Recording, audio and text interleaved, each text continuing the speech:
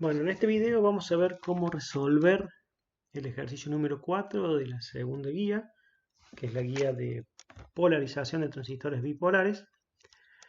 En este ejercicio vamos a determinar en primera instancia el punto de polarización, vamos a graficar las rectas de carga, tanto de alterna como de continua, y vamos a calcular las potencias disipadas por la resistencia de carga, la resistencia del emisor, la resistencia del colector y la potencia que disipa el transistor, cuando le vamos a inyectar una señal de entrada del tipo senoide.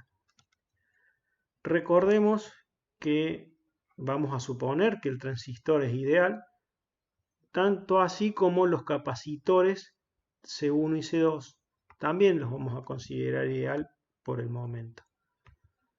Lo que primero debemos hacer, tal como vimos en el ejercicio anterior, es polarizar o determinar el punto de polarización de ese amplificador. Para ello vamos a calcular el equivalente de Thevenin de la resistencia de base y la tensión equivalente de Thevenin en la base.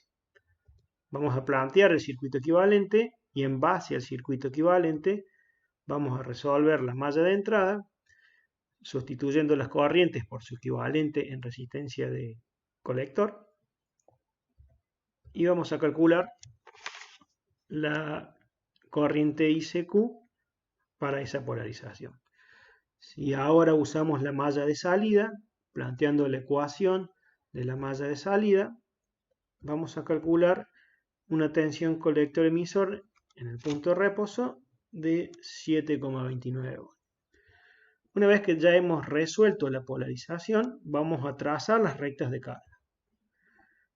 Como mencioné antes, hay dos rectas de carga, una recta de carga de alterna y una recta de carga de continua. Ambas rectas de carga se intersectan en el punto Q, ya que el punto es común a ambas rectas. Para ello vamos a plantear la ecuación de salida y vamos a evaluarla en dos puntos para poder determinar la recta. Esto es, primero, si la tensión colector emisor es 0, estaríamos sobre el eje de la corriente. Para que la ecuación anterior valga, esta ecuación, la corriente debe valer BCC dividido la suma de las dos resistencias. Ahora, si la corriente de colector es 0, es decir, estamos sobre el eje de la tensión colector-emisor, sí o sí la tensión colector-emisor debe valer igual a la tensión de alimentación para satisfacer esa igualdad. Con esos dos puntos podemos trazar la recta de carga. Obviamente el punto Q debe pertenecer a esa recta de carga. Una vez que hemos trazado la recta de carga de corriente continua, vamos a trazar la recta de carga de corriente alterna, que es la más importante de las dos rectas, ya que sobre ella vamos a hacer el resto de los cálculos. Para ello vamos a utilizar las corrientes en el transistor. Vemos que la corriente en el colector, que compone una parte que depende en el tiempo y una parte que es de continua, es igual a la componente ICQ más la corriente que varía en el tiempo.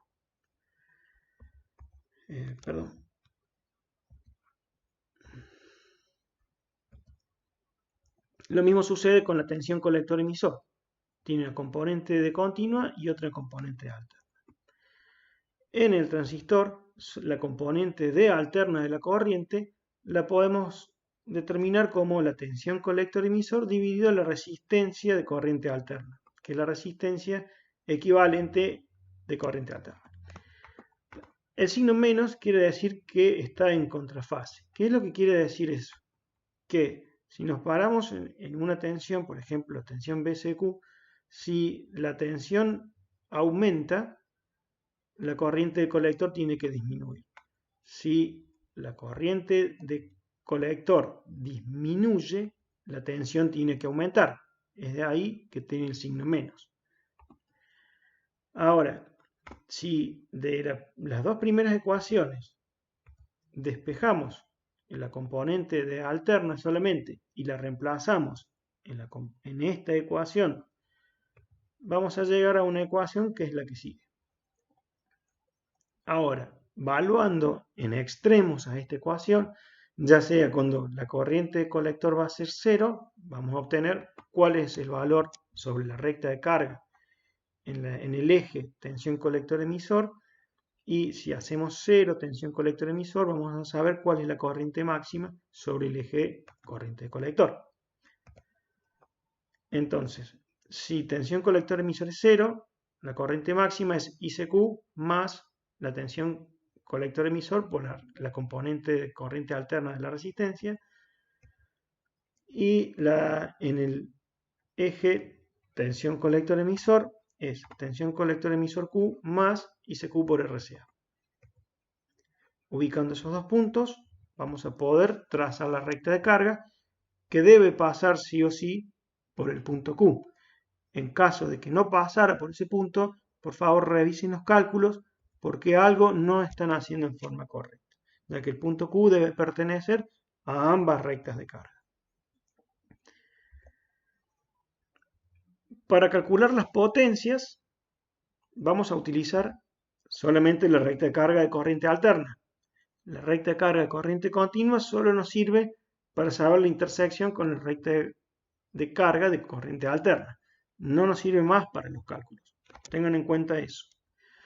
Ahora, suponiendo que nuestro transistor es ideal y que vamos a poder llegar hasta la corriente máxima, es decir, que no existe la zona de saturación y podemos llegar hasta el extremo BSC', es decir, no existe una zona de corte, vamos a ver que la corriente de colector puede excursionar entre ICQ e IC máxima o ICQ y 0.